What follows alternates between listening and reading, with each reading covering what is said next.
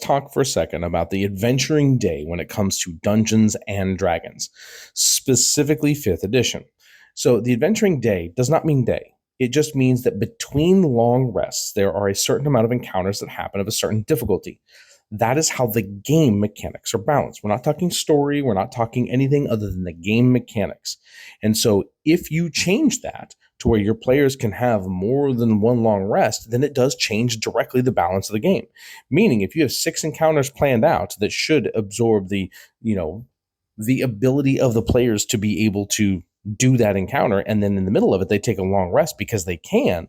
Well, if the latter encounters don't have something that makes them harder because there's a delay in timing, then they will be just as easy to beat, if not easier, because the players are fully rested. That adventuring day is a balancing mechanic. And so a lot of people will tell you, well, you don't have to balance. You just put in front of your players what you put in front of them. Well, yes and no. You can put things in front of your players all day long, understanding that at the end of every day that they rest, they'll have all their abilities back. Or you can change the difference between long rests, meaning that you could have a long rest to be a week.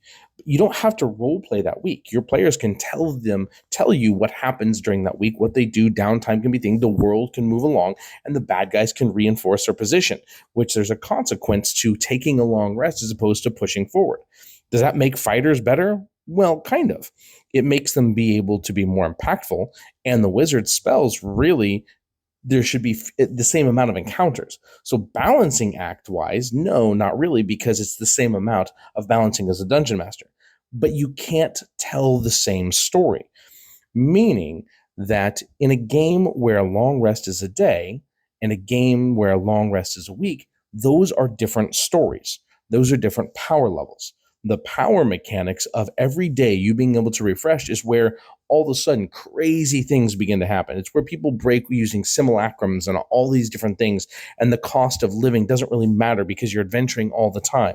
They are different stories. So remember, the mechanics of the long rest of the game influence the type of story. If you switch the long rest from being one day to being a week, those tell different stories. The mechanics and balancing are the same because it's still 3 to 6 encounters between long rest. The difference of long rest is longer, but the story is different. So keep that in mind.